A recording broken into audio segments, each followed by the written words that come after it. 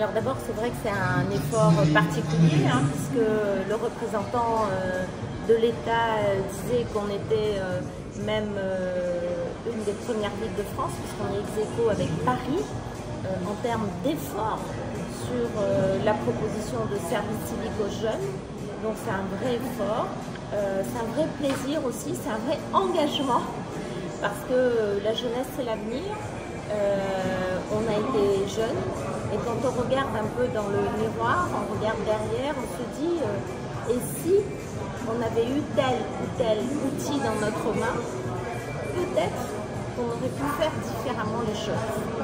Aujourd'hui, on est sur une population où 36% des gens vivent sous le seuil de pauvreté, une grande majorité d'enfants vivent dans des familles monoparentales, donc avec des moyens financiers très très faibles.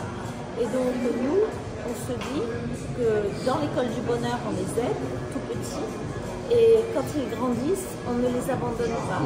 On les récupère, si je puis dire ça comme ça, lorsqu'ils sont majeurs, en leur proposant tout un plan qui s'appelle le plan Ambition Jeunesse, où par exemple il y a le bus qui est gratuit, payé par la ville mais gratuit, pour qu'ils puissent avoir une chance dans la vie, c'est être mobile pour aller rencontrer les gens. Donc avoir le bus gratuit, c'est au moins le sujet du ticket de bus qui n'est plus posé, puisque ces enfants vivent aussi dans des familles à faibles moyens.